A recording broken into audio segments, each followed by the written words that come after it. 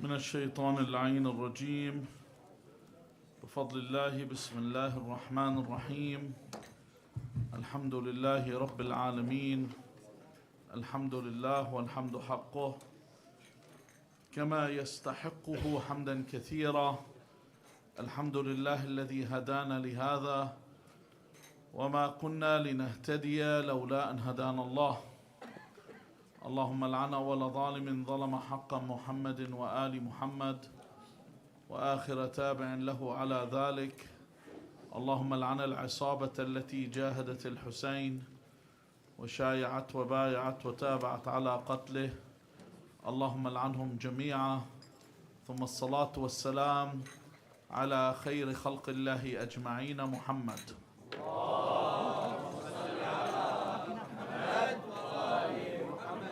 وعلى أهل بيته الطيبين الطاهرين واللعنة الدائمة على أعدائهم أجمعين إلى قيام يوم الدين.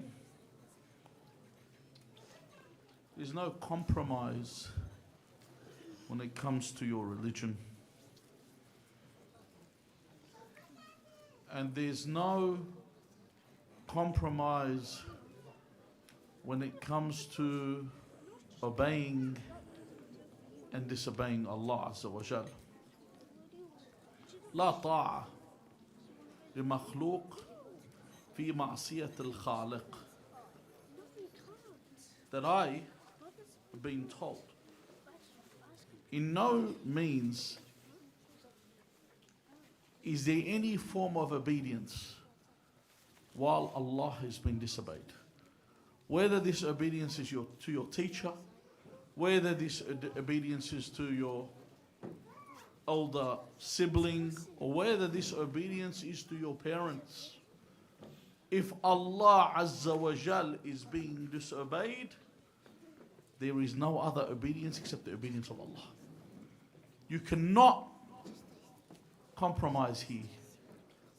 So I can't sit there and say, okay, the best forms of me educating my child is through music. This is what they'll do, and they'll push this agenda through school. They push it as far as they can.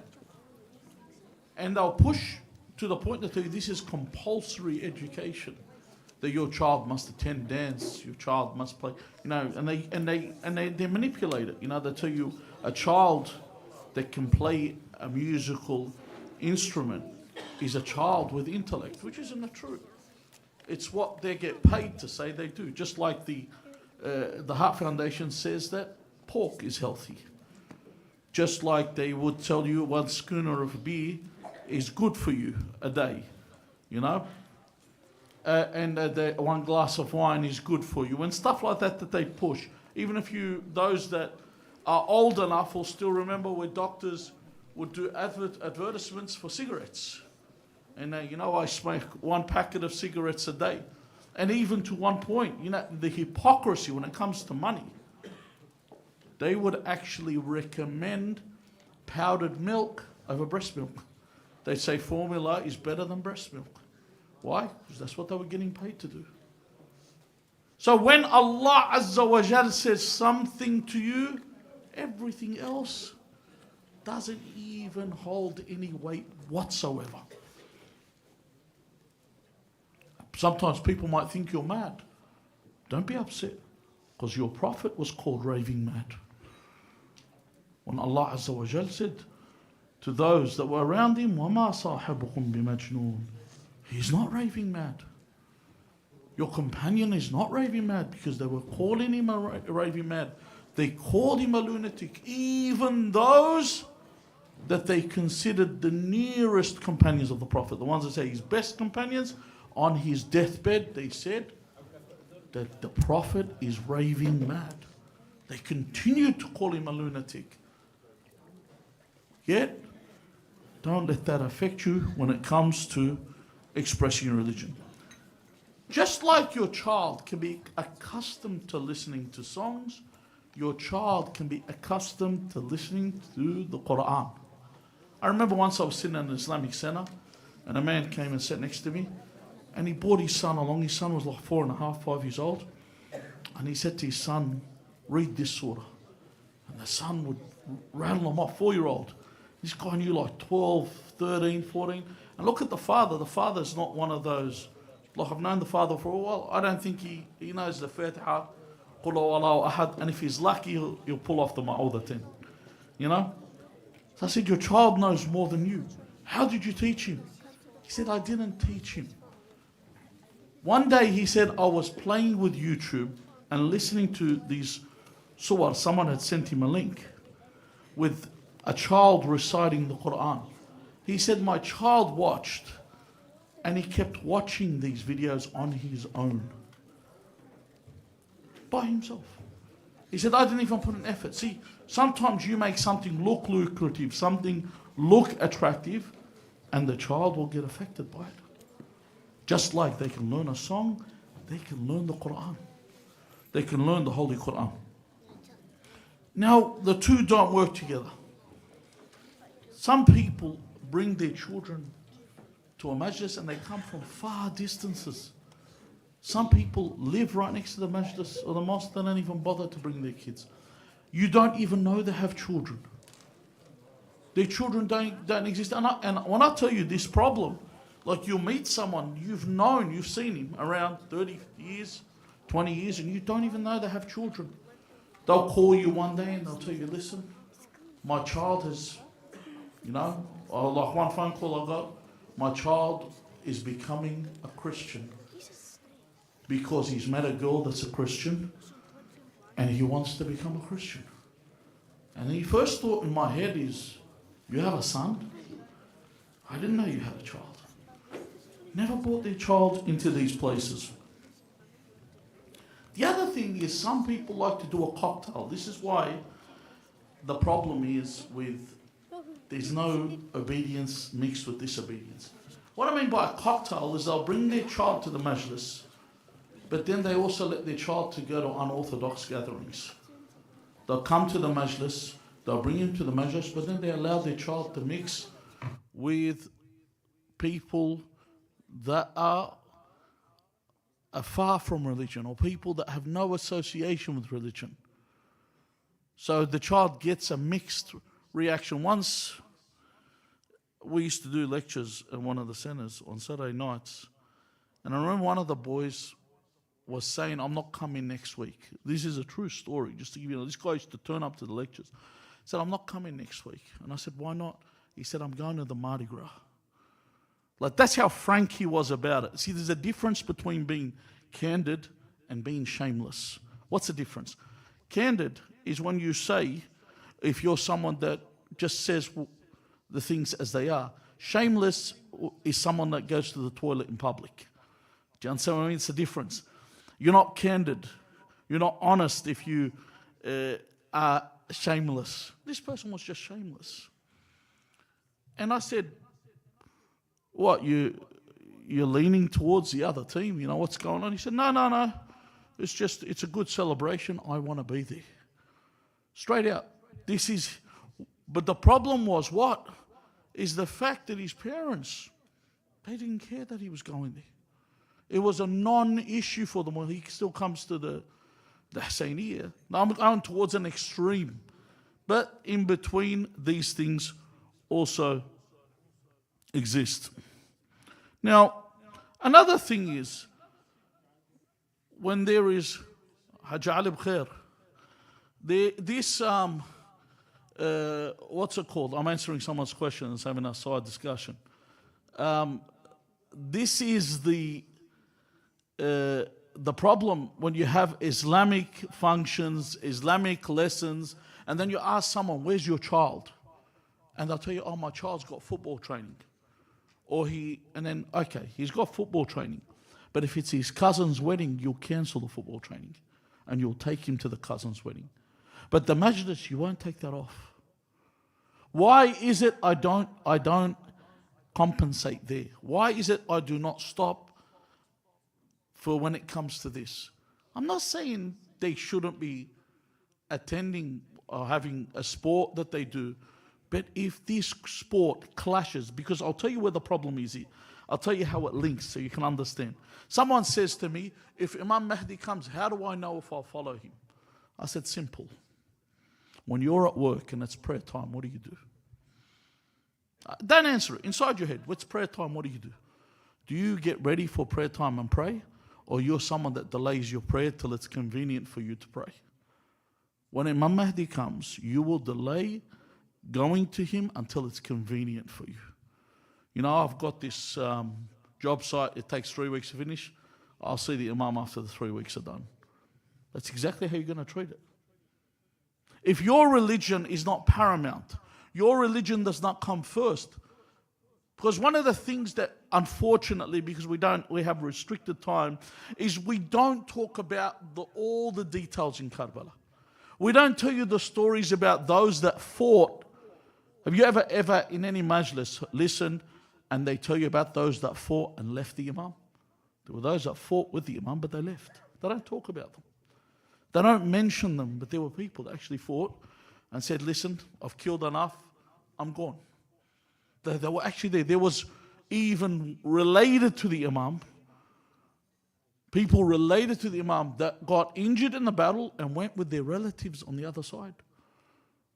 But we don't talk about those. There's those that weren't wholeheartedly with Abu Abdullah Al-Hussein. Why? Because when it came to things like this, my prayers, I don't get up and pray. Fasting, I got a little choke cough, I think I'll break my fast. My nose is bleeding, I won't fast. Or the classical, I'm dizzy. You know, someone told me I can't, I get so hungry. I go, you think when we're fasting, we're happy? We're hungry too. We get dizzy, you get dizzy, we get dizzy. I get headaches. You think people are happy to stay? Go ask the smokers that stay without their cigarettes. They go mad. They hold out. Why aren't you holding out? So there's no compromise when it comes to this. The child needs to understand the importance of prayers. That their prayer has to be done on time. Because someone that gets up when they hear the call of prayers is someone that will get up when he hears the call of Imam Sahib al-Zaman. They're the people that will rise. When they hear the call to prayer, they get up to pray. They're ready to pray. They say the adhan and the iqamah before they pray. They do tasbih al-zahra after they pray. They do sajda al-shukr after they pray. They remember Imam Sahib al-Amr in their prayers. The dua after their prayers is for the Imam. Let them know. So when your children, I want to tell you, the advantage of this comes in your chance too. I've always taught my children, whenever you're in trouble, you call for Imam al-Mahdi. Every time, Ya Hujjat ibn al-Hasan adrikni. And lo and behold, one day it came to my advantage. I was eating and I think I got half a wishbone stuck in my throat. And I couldn't breathe anymore. I went to the sink, then I could hear one of my kids scream out, Ya Hujjat ibn al-Hasan adrikni. And this thing came out. This is what I mean, that your child knows. Or another thing, I will tell you, that when I'm sick, my child doesn't go, what am I going to get you from the medicine cabinet? The first thing, they'll come, and they'll put their hand on me and they'll read the Fatiha 7 times. Because that's what I've taught them. This is what becomes habitual to them. And then when they turn their backs, you can have your ibuprofen or whatever you want. But they know that the Fatiha is what is the one that gives you the cure. This is the real deal when it comes to this. The other thing, as I mentioned, you need to interact with your kids. Let them feel that you are there. They can talk to you about anything. Not when they open their mouths about something, you foolish kid, and then beat them into a pulp so they'll never tell you another story again. Interact with them. You might think, oh my God, look what they're doing. Yeah. If you've got a good memory, remember what you were doing. A lot of people forget. You know, some people, if you ask them, how were you when you were a child? I was a saint. I was praying Salat al-Layl when I was 2 years old. You know, every once they talk. Ask your parents, for example, when did you start talking? They'll probably, oh, you started at 6 months. They won't remember. Not because they're going to tell a fib. They just won't remember. You're not going to remember. We have this uncanny ability to erase our faults from our head. That's why when the day of judgment, when وَوُضِعَ الْكِتَابِ, when the books are given, and it says that the criminal will look at his book and he will say, مَا لِهَذَا الْكِتَابِ لَا يُغَادِرُ صَغِيرَةً وَلَا كَبِيرَةً. صغيرة first. These small things that I overlooked, they're in this book. So you don't remember these, they're totally out of your head, you forget about them. There was a man, and he was a religious man. And the people that saw him knew he was religious, prayed Salat al-Layl, was someone that would continuously go to the shrines, give to the poor, do all the right things. But he was someone that he'd teach his kids religion, but he didn't know how to interact with his kids. He was a bit of, those digits, those computerized people. When they talk to their kid, they'll say, there is a riwayah, it says this. The kid, you want, an fulan ibn fulan. The kid doesn't even know what you're saying. The kid doesn't understand. You're sitting there giving him a riwayah. Do you think he understands who you're talking about? When you say, have you not heard this hadith? They're not understanding everything. They're not interacting with you. So this father would only talk religion and not interact with his children. And his children, this is a true story. His children all went in their own way. They all went in their own understanding. So after he died, and they say that they took him and buried him in one of the Atabat al-Muqaddas around those regions in Najaf al-Ashraf.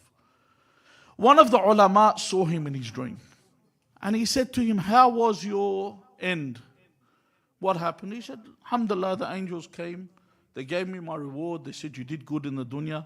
But there was a problem. He said, what problem? They said, you didn't understand religion and you didn't understand life. That you died with your actions, but your kids, because you did not know how to interact with them, they were lost. You lost your children.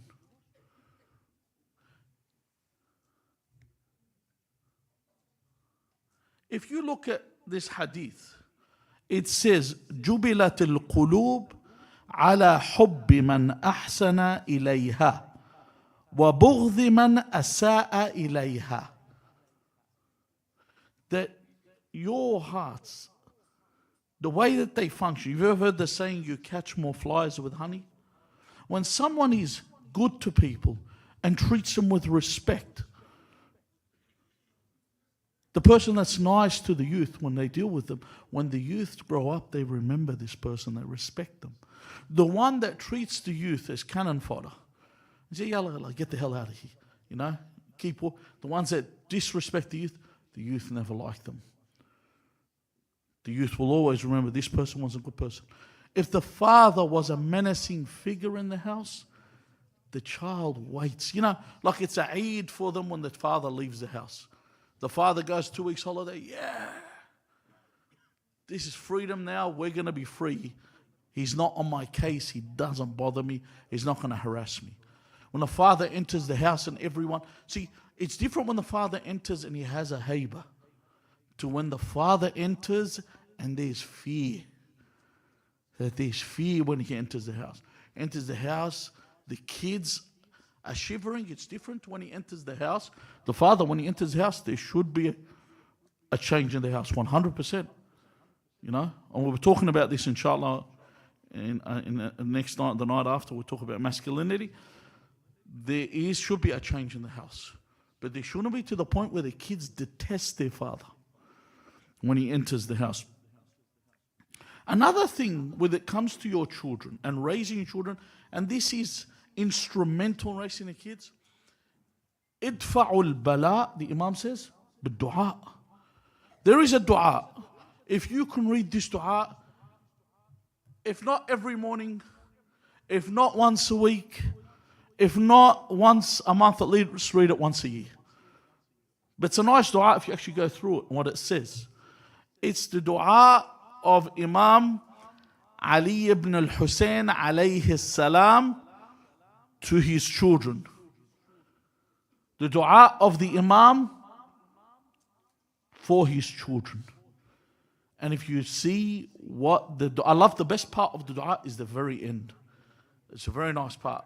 It says, everything, oh Allah, I've asked for, I ask for the other believers that are out there. It's a very beautiful dua, but it tells you exactly on what points you need to think about. Because a lot of du'as, Imam Ali ibn al-Hussein, alayhi salam, in Sahifa Sajadiyya, teach you about, like when he talks about, for example, his dua to his parents, Allahumma ja'alni ahabuhuma haybata sultan al-asuf wa abirrahuma birra al-ummah ra'uf, teaches you to give them reverence like you would stand before a tyrant, that reference in fear, and to be loving towards them and tender to them like a benign mother, a benevolent mother, a tender mother, a loving mother, a caring mother.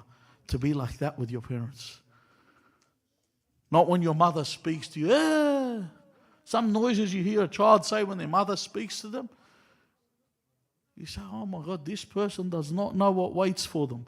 Every little shriek you've uttered to your mother when she speaks about you, you're going to get it with interest in the grave. You're going to get it. Remember this.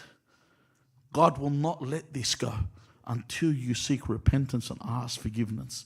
In fact, your prayers are not accepted if you look at your parents in a way where you give them that smiteful look, where you look at them in such a way.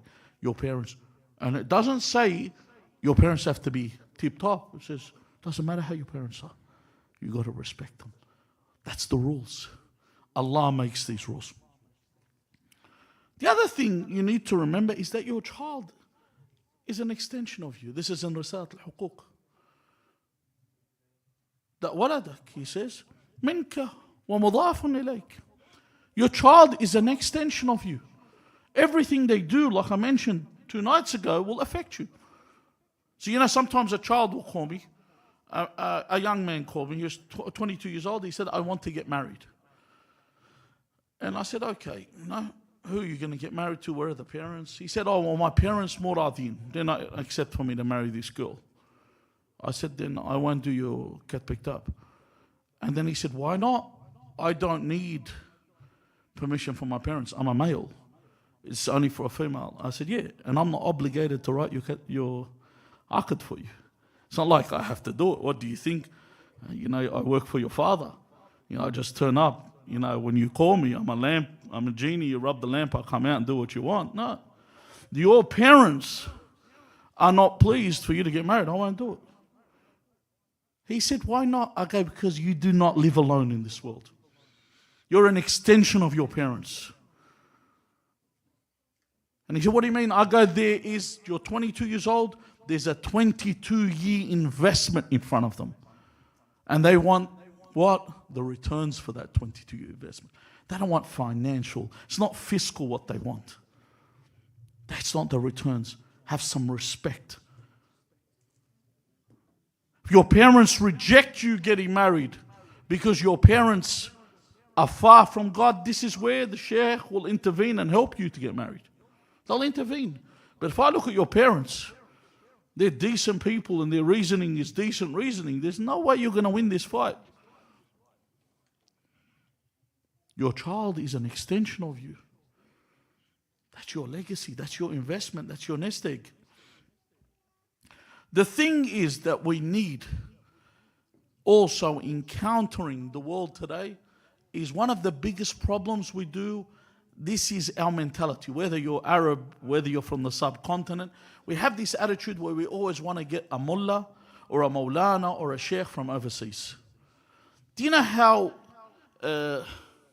what's the word? It's so counterproductive. What am I in this country? You're bringing someone that's been raised in a different society with a different mentality to come and sit. Do you want to understand? One of the ulama I like listening to, and I enjoy listening to his lessons, is Sayyid Sabah Shubbar. Sayyid Sabah lives in Kuwait. But I like listening to him because I understand he's a follower of Sayyid Ali Sistani. He understands, he's a usuli, he understands the teachings properly in that regard. But he would not function in Australia. because his mentality is pertaining to the Khalij. Do you understand where I'm coming from? Culturally, he would not function. And this is your duty. Not to allow, the biggest problem is we allow any Tom, Dick and Harry to go overseas and wear a turban and come back. You have to pick them. You look at your society, the ones you see, this person's fit to wear a amama. This person's fit to study. That's the person you need to encourage to go overseas and study. Not someone that wants to pose in front of Instagram every 5 seconds. Or put his photo, or sit there and style his hair. How can he get his fringe under the turban? No, this is what's happening right now. This is what's happening. You'll get someone that will sit there and pose. He'll sit there, put a photo. This looks good. Can you take the photo from this angle? This is my good side. What are we trying to do? We need people that can sit and educate the masses. They come and educate. You look at a young man, you say, this person would be influential. Work to get him to go to the house. Not immediately. Firstly, at the beginning, he's doing his muqaddamat, let him study it, and then push him towards study. Then this person's lived amongst you. He understands the way you function. This is the person you bring back, because he will teach the future. And I'm not talking about one person, numbers. Send, because they're the future. It doesn't mean when they start. Another thing that's very important, one of my brothers, like a friend of mine, asked me, he told me my son wants to study in the house. I said, get him a trade or a degree and then send him to the house. He said, why? I go, because so when he comes back, he can work. So when he works, he understands people's problems when it comes into employment. He understands how they function. Not he comes in and says matalib or problems that exist that he doesn't know how to function with. Tonight, we commemorate the martyrdom of the ambassador of Abu Abdullah Al-Hussein alayhi salam, Muslim ibn Aqil alayhi salam. Now Muslim ibn Aqil, not to be mistaken to be anything lightly. One of the biggest things that always shocks me when we go to Masjid al-Kufa is you see the masses around the grave of Mukhtar al-Thaqafi. And you don't see the same that go around Muslim, only if they knew the station of Muslim. And who is Muslim? When Imam al-Hussein sent him to Kufa, Salamullah alayhi, he sent him and he wrote to the people, وَإِنِّي بَاعِثٌ إِلَيْكُمْ. This is who I'm sending to you. أَخِي وَابْنَ عَمِّي وَثِقَتِي مِنْ أَهْلِ بَيْتِي. So first he says Akhi. Now you could say Akhi is what? My brother, as in religious brother. وَابْنَ عَمِّي, that he is his cousin. But then when he says وَثِقَتِي, when you say someone's thiqati, it's your confidant. It's someone you entrust. And he basically, this person is me over there. His presence is like my presence. It's different to the Imam sending just an ordinary ambassador. He says, this is my trustee. I entrust my affairs in this man's hands. The reason he sent him, why would he send him to Kufa? Because the Imam was sent 12, listen to this. This is why it's so important, this story. The Imam received 12,000 letters. 12,000 letters today is a big number. You get a petition with 12,000 signatures, it's big. These letters weren't 12,000 signatures. There were 12,000 letters. In each letter, there were multiple signatures. Some letters had over 20 signatures. So you're talking about a ridiculous number of people had signed. Oh, Abu Abdullah, come to Kufa and we will support you. We will stand with you. Everyone has turned on you, but we are the people that will stand with you. Otherwise, Imam wouldn't send Muslim to go towards these people. So Muslim was sent as reconnaissance to check out the situation, to get their allegiance. And the allegiance is them giving him homage, that we accept Abu Abdullah alayhi salam as our leader, Imam Hussein. So when he comes here, we are here that will support him. So it's not about really giving leadership, it's showing obedience. That we are here, we give homage to you, that we will obey you. What's the significance of this? What's the significance of someone paying homage or giving you allegiance? See, if you want people to follow you, or you want to be able to make some direction, what do you need? You need people that what? Obey you. If I'm sitting down and I'm talking and I'm giving instructions and no one really cares about what I've got to say. Imam Amir al-Mu'mineen says, لا رأي لمن لا يطاع. If you are not obeyed, you have no opinion.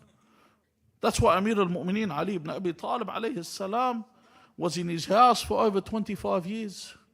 Why? No one really cared about what he had to say. Stayed in his house, no opinion. People were listening to all the others other than Amir al-Mu'mineen, the ones that had usurped his position. So Imam Hussein, in order to have a word, he needs people that will obey him. Because if they obey him, then his word will manifest into action. If he's not obeyed, there will be no reaction to anything of what he says. Now the problem is, for the Imam, is people can be swayed. One day people, they'll tell you, I'm with you. In a moment, they'll turn on you. And not necessarily they'll turn on you because of money. That is one thing that makes people turn on you. Some people are compromised. If you look at the world leaders, have you noticed sometimes they say things, you go, wow. You know, especially like Australia's Prime Minister. One day he's in a rally, a pro-Palestinian rally. The next second, you know, he's about to do sujood under the feet of anything that might look kosher. Why? Because these people are being compromised. Sometimes it's not about money. Sometimes they'll just come up to you and say, listen, do you remember all those little videos you had with someone? Yeah, they've all been recorded. You play your game right, or these things will get released, and the person's been compromised, so he'll do what they want. They have something hidden on you. Sometimes, but back then, it wasn't that. It was either money or the sword or imprisonment. And those that stood were defiant, they were killed. So those that fell, or they were imprisoned. If they were too important to kill immediately, then imprison them. The Imam stayed in the house of Mukhtar at the beginning and was given, Muslim, not the Imam, Muslim Akhil stayed in the house of Mukhtar al-Thaqafi, and he got allegiance from tens of thousands. Because the ruler of Kufa, Nu'man ibn Bashir, was weak. He wasn't a strong ruler. When I say he was weak, as he wasn't as cunning and as evil as what Yazid would find worthy. So he was convinced to send, and I don't want to go into too much detail of how he was convinced, to send Ubaydullah ibn Ziyad, the one that we mentioned in Ziyarat Ashura as Ibn Ziyad wa Ibn Marjana. They specifically mention his mother, his father and his mother, because his father is not his father. That's why Imam says, Ala wa inna ad-da'i ibn ad-da'i. Ubaydullah was allegedly the son of Ziyad, and Ziyad, the guy he claims to be his father, was Ziyad ibn Abi. Imagine being that kind of an illegitimate child. You know, I'm not going to use the 7-letter word, starting with B and ending with D. But imagine being that kind of a person that they would call you Ziyad, the son of his father, whoever that might be. You know, depends who was with his mother, who was a flag bearer. You know, red light district, that's what they were. They were known to be these types of people. So, how did he sway the people to turn on Muslim? People were all with Muslim. They all stood with Muslim. One of the things we said was money. One we said was the sword or imprisonment. The other thing was the imaginary army from Syria. They said there is an army marching from Syria that's going to march on you. And this is one of the things that wins wars. What is it? Propaganda. They push through to make sure that they make you afraid. If you don't watch the news, or you don't hear the a'lam in any way, listen to the messages, you will always be strong. Why? Why will you be strong? And this is where we need to understand from this lesson, where will my strength come in? Why? Well, Amir al-Mu'mineen says, لا تزيدني كثر الناس حولي عزة ولا تفرقهم عني وحشة. That I don't get any stronger if the numbers around me increase, Imam Ali says. You know, sometimes you walk with a group of 30 people, you feel like a giant. Imam Ali says, I don't feel big if I have a lot of people around me. Nor do I feel alone and weak if everyone leaves me. Why? He says, لأني محق والله مع المحق. If you are in the right, you stand for what's righteous, Allah is on your side. Allah's on your side. You've got everything on your side. So it doesn't matter what they tell you. Fear this, fear that. You go, no, I'm going to go one way. I get in, I defeat. I get killed, I go to paradise, and I enter in any door I want. It's win-win. There's no loss here. So these people were afraid of this imaginary army. This is also what happens when you stand neutral. If you say, I don't know, is Muslim in the right, or you're going to go with whichever sways you. And you take a look at the world now, they stand with whoever is strongest and whoever has the power. The same people that fought Hitler or fought the Nazi Germany were the same people that supported Nazi Germany. But when Nazi Germany became weaker, they jumped onto the winning side. That's all that happened. That's how people were. They said, all right, this imaginary army is coming. We got to jump on the winning team. We got to jump on the bandwagon of the winning team. One of the people that Ubaydullah ibn Ziyad had was called Ma'qal. He was a spy that he put amongst. He was his servant. He was his lapdog, his lackey. He'd sent him to spy, and he is the one that was giving people money. And he was sending women to sit with the people of Kufa's women, telling them, if you encourage your husband to come home and to give up his sword, we will give you gold, we will give you this. And some men, pillow talk affects them. You see brothers, they don't talk because of what his wife told him. His wife says something about his brother, he stands on his wife's side. That's how people are today. Their women say something to them, or change the whole way that they think. And these women were able to convince their men not to fight, not to stand with Muslim. So they all stood away from Muslim ibn Aqil. They all left him, and the numbers began to dwindle to the point that when he was praying Salat al-Maghrib, as he was praying, the numbers behind him were full, and slowly they would leave until there was only one person behind him. And when he went to prostrate one more time, that last person ran. Muslim got up. Imagine you've entered a city, you've been embraced, everyone's called you in, everyone's invited you into their house, and now there's no one. He walks the streets, and he's wanted. Every house he goes to, they shut the door in his face. No one wants any association with Muslim. No one wants to be looked at in this manner. And once you've become weak and there's no one around you, no support, everyone is willing to sell you out. So he walks and he walks until he arrives at the house of a lady. Because he's a righteous man, Allah guides him to where he should stand. And this is a very important point where he stands there, because this house is the house of a lady that's about to be immortalized in our history books, because she is mentioned every time the story of Muslim is mentioned. This lady her name is Tawa. She sees him standing outside her door, and she says to him, "What are you doing standing here?" And he says to her, "I'm thirsty." So she goes inside, gives him some water to drink. He drinks the water and he remains where he is. So then she looked at him and she sees that he hasn't left. She says, "You've drank your water, now leave. There's no use for you to remain here." He stays motionless, doesn't move, doesn't respond. And then she looks at him. He has the look of a pious man. He looks like a pious man. So she realizes he looks like a pious man.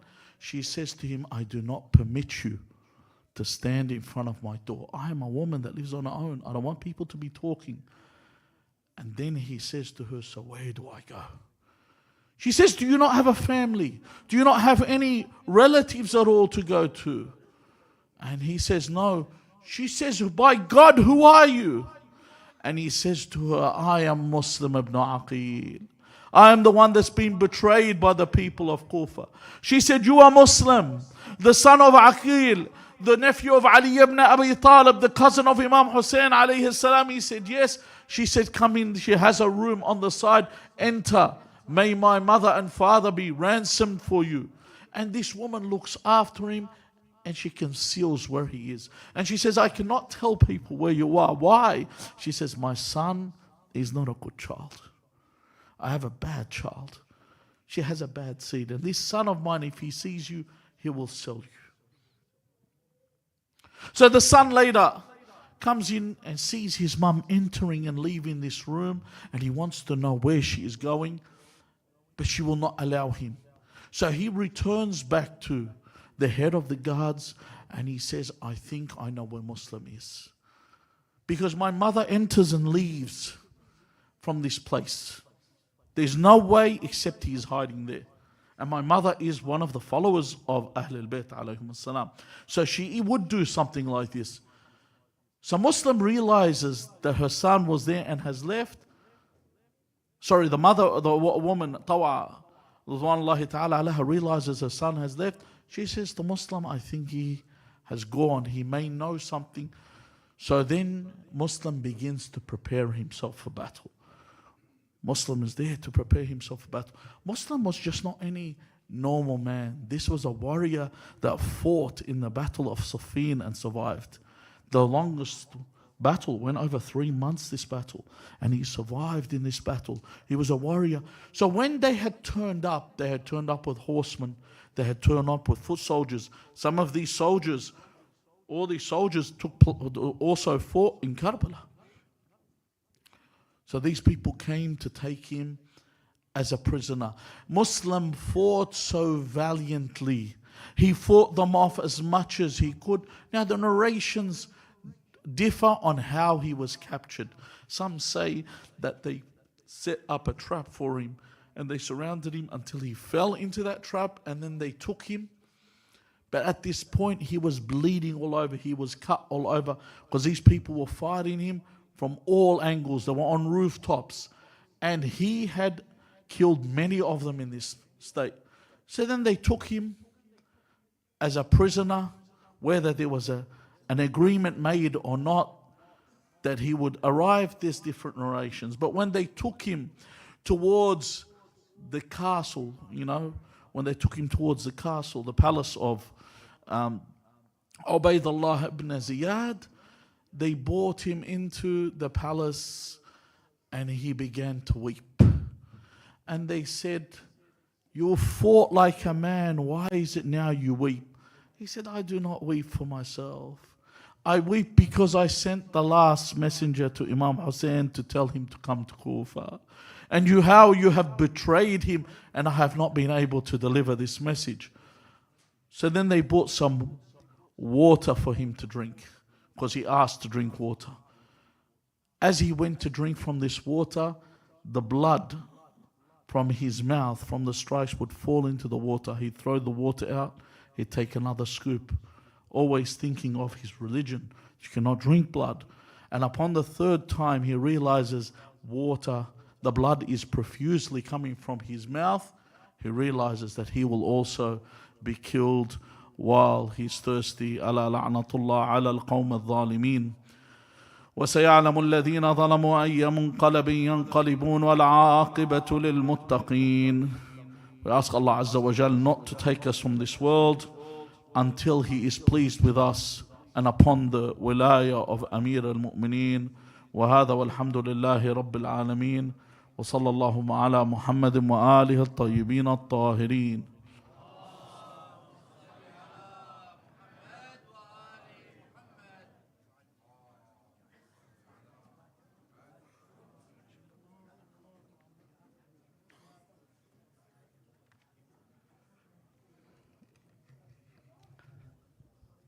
صلوا على محمد وآل محمد. صلوا على محمد وآل محمد. نقرأ على مسامعكم الكريمة هذا الإعلان. بسم الله الرحمن الرحيم. وبشر الصابرين الذين إذا أصابتهم مصيبة قالوا إنا لله وإنا إليه راجعون، ببالغ الحزن والأسى وبقلوب راضية بقضاء الله وقدره تلقينا نبأ وفاة المغفور لها العلوية أم حيدر شقيقة الملا السيد الفاضل سيد حسن الكربلائي، تقيم حسينية دار الإمام الحسين عليه السلام مجلس فاتحة، وذلك يوم غد الجمعة إن شاء الله في الساعة 6 مساء. لذا نرجو من الأخوة والأخوات الحضور، ولكم من الله الأجر والثواب. صلوا على محمد وآل محمد. صلوا على محمد وآل محمد.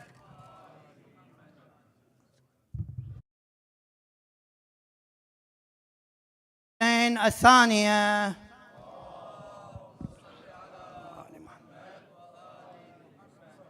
على محبة فاطمة الزهراء الثالثة بأعلى أصواتكم.